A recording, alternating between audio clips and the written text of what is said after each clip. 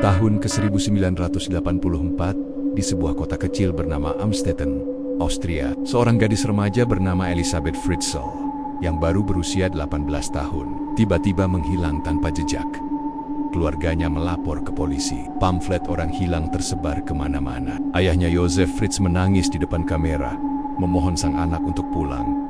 Tapi tak ada yang tahu bahwa ternyata monster yang mereka cari justru tinggal di dalam rumah itu sendiri.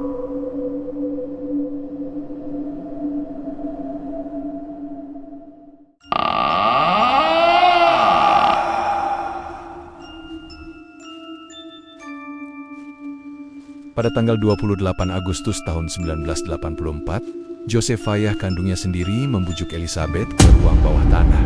Katanya, ia butuh bantuan memindahkan pintu ke dalam ruang bawah tanah buatannya. Tapi begitu Elisabeth masuk, pintu itu dikunci dari luar selamanya.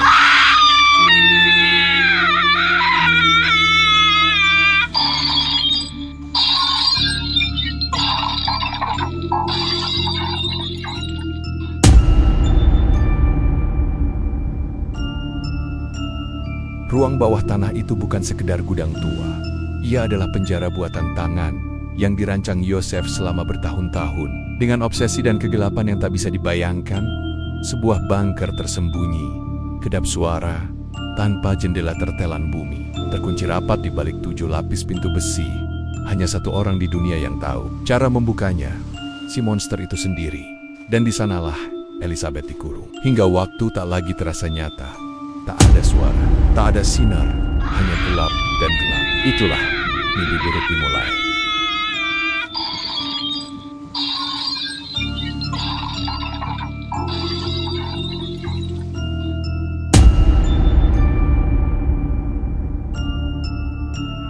Josef datang setiap malam, membawa makanan dan juga neraka. Selama 24 tahun, Elisabeth dilecehkan, disiksa, dan diperkosa oleh ayah kandungnya sendiri.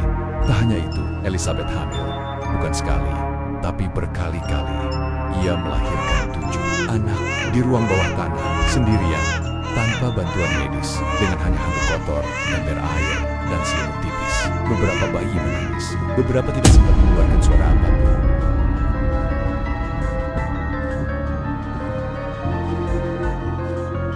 Josef lalu membawa 3 anak ke atas ke rumah. Ia bilang pada istrinya, Rosemary, bahwa Elisabeth telah kabur dan meninggalkan bayinya di depan rumah mereka. Rosemary percaya, ia merawat anak-anak itu, tanpa tahu mereka adalah cucu, sekaligus anak suaminya. Sementara 3 anak lainnya tumbuh dalam gelap, tidak pernah melihat matahari, tidak tahu dunia luar itu nyata atau hanya dongeng. Mereka hidup seperti hantu dalam diam, ketakutan dan luka batin.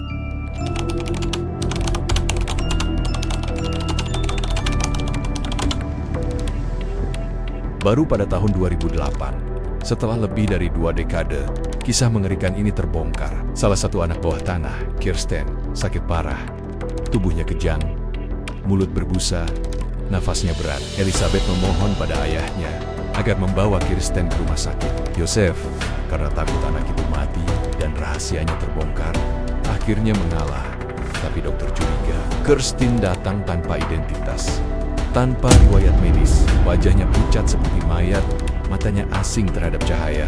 Pihak rumah sakit melapor ke polisi, penyelidikan dimulai, dan akhirnya Elisabeth dibebaskan setelah 8.516 hari.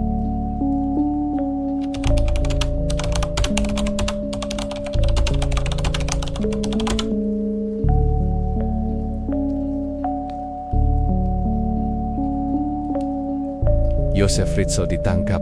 Ia mencoba berbohong, tapi tak ada yang percaya lagi. Elisabeth dan anak-anaknya dibawa ke fasilitas rehabilitasi. Mereka butuh waktu untuk mulai mengenal dunia. Dunia yang pernah mengabaikan jeritan mereka dari bawah tanah. Ini bukan cerita fiksi. Ini kisah nyata tentang bagaimana seorang ayah berubah menjadi monster. Tentang seorang gadis yang kehilangan masa mudanya, tubuhnya, dan separuh jiwanya, tapi tetap bertahan, tetap hidup. Nama gadis itu adalah Elisabeth Fritzl, dan keberaniannya akan selalu dikenang. Kadang, penjara terkejam bukan terbuat dari besi, tapi dari darah daging sendiri.